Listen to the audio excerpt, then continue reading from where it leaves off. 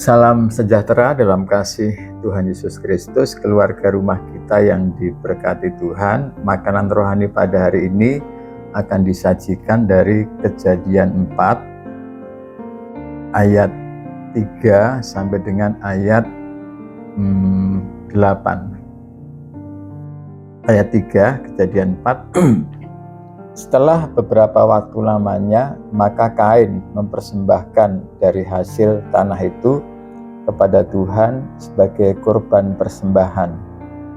Habil juga mempersembahkan korban persembahan dari anak sulung kambing dombanya, yakni lemak-lemaknya. Maka Tuhan mengindahkan Habil dan korban persembahannya itu. Tetapi Kain dan korban persembahannya tidak diindahkannya. Lalu hati Kain menjadi sangat panas dan mukanya muram. Firman Tuhan kepada Kain, "Mengapa hatimu panas dan mukamu muram? Apakah mukamu tidak akan berseri jika engkau berbuat baik? Tetapi jika engkau tidak berbuat baik, dosa sudah mengintip di depan pintu. Ia sangat menggoda engkau. Tetapi engkau harus berkuasa atasnya." Kata Kain kepada Habil adiknya, "Marilah kita pergi ke padang."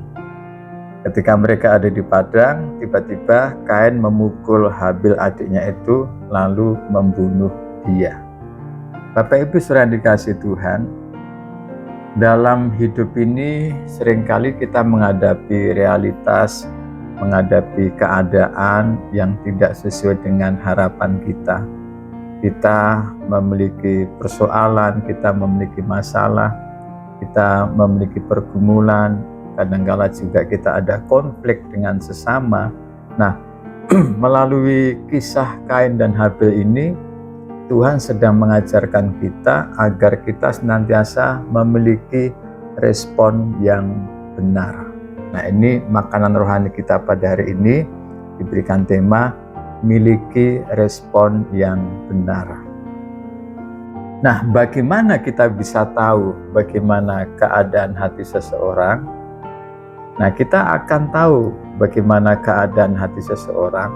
Seseorang itu sesungguhnya hatinya seperti apa, itu kelihatan dari responnya pada saat menghadapi situasi, pada saat menghadapi keadaan tertentu. Contohnya tadi, Habil mempersembahkan korban persembahan. Kemudian Kain juga mempersembahkan korban persembahan kepada Tuhan. Habil mempersembahkan anak sulung kambing dombanya, dan Kain mempersembahkan dari hasil tanah itu kepada Tuhan. Dua-duanya mempersembahkan korban persembahan kepada Tuhan. Pada akhirnya kita tahu bahwa korban Habil diterima Tuhan dan korban Kain tidak diterima Tuhan. Ini satu situasi, satu kondisi. Habil diterima, Kain ditolak. Nah, pada saat Kain ditolak, tidak diterima, Kain ada dalam situasi seperti itu. Nah, ternyata bagaimana hati Kain itu kelihatan dari responnya. Pada saat dia mengalami penolakan, pada saat korbannya tidak diterima oleh Tuhan.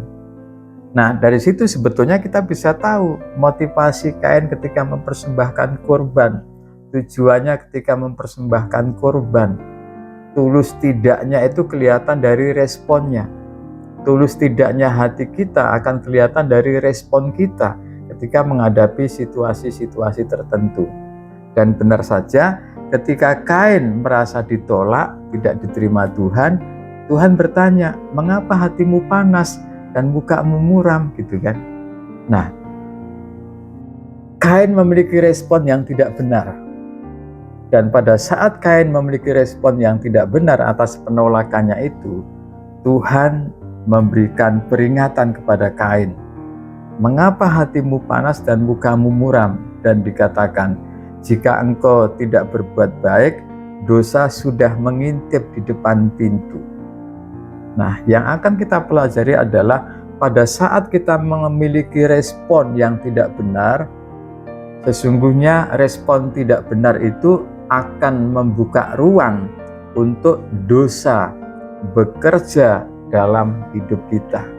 Saya ulangi, pada saat kita memiliki respon yang tidak benar, sesungguhnya kita sedang membuka ruang untuk dosa bekerja di dalam diri kita.